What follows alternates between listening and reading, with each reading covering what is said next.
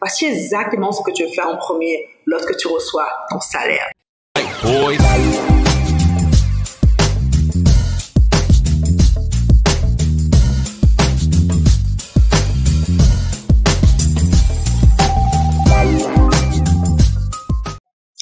Salut les meilleurs, c'est Debra Comini, je suis mentor en transformation et surtout experte en littératie financière. J'aide les personnes comme toi, les personnes professionnelles, à vraiment reprendre le contrôle sur leurs finances, faire fructifier leur argent et investir et bien sûr avoir la sagesse financière. Bienvenue à cette chaîne. Si c'est que tu te dis à chaque fois que tu reçois un salaire, où est passé mon argent à la fin du mois? Cette vidéo est pour toi. Je vais te dire exactement comment faire pour prendre le contrôle de ton argent et mieux gérer ton argent de manière super intelligente à ce que tu puisses faire ton argent fructifier. La première chose que tu veux comprendre, c'est que lorsque tu reçois ta paye, tu ne veux pas premièrement payer tes factures. Non.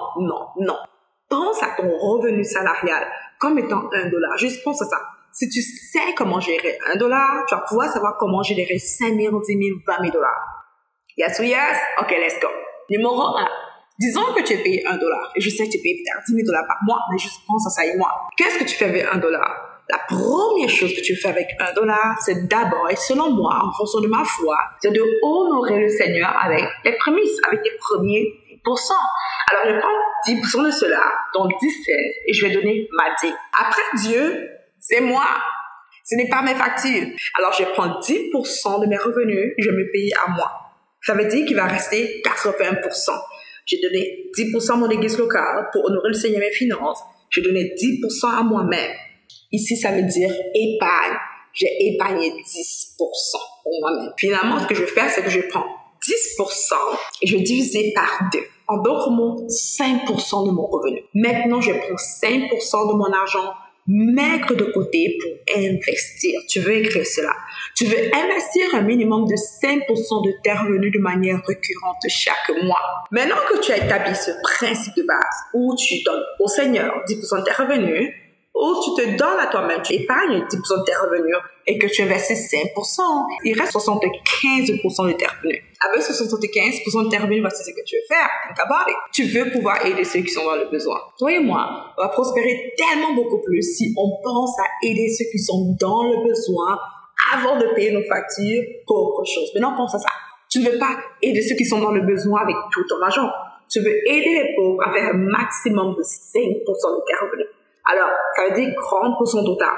10% pour le Seigneur, 10% pour moi-même, ce qui s'appelle épargne, 5% pour investir et 5% pour aider les pauvres ou ma famille, 30%. Il me reste 70% de mon $, 70 cents, right? Bien sûr, 10% de tes revenus. Qu'est-ce que tu vas faire de cela? Think about it. Maintenant, ici, ça dépend de toi. Dépendant du niveau de facture que tu as, dépendant de si tu vis au-dessus ou au-dessous de tes moyens, tout cet argent peut aller dans les factures à payer, dans les dépenses que tu dois faire. Si c'est que ta vie est une vie où tu n'as pas beaucoup de factures à payer, 70% de tes revenus, c'est gros, super. Paye les factures et avec le reste d'argent, ce que tu veux faire, c'est que tu veux mettre à côté dans une autre épargne, mais une épargne à taux d'intérêt. Alors, je prends un exemple personnel. Dans le temps, quand je commençais à appliquer cette formule, j'avais juste un salaire de 9 à 5. J'étais pas trop bien payée. Mon mari venait à peine de retourner aux études. Alors, nos revenus n'étaient pas immenses. C'était vraiment juste assez net. 70% de nos revenus, quand on gère nos revenus ensemble, allaient dans les factures.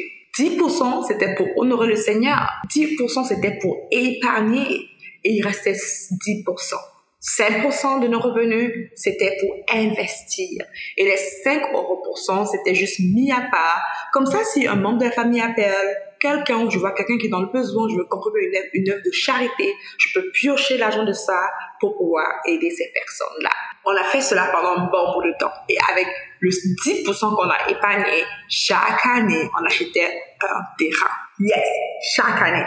Et le 5% qu'on investit, on l'a mis dans la bourse et continuellement jusqu'à aujourd'hui, ça prospère.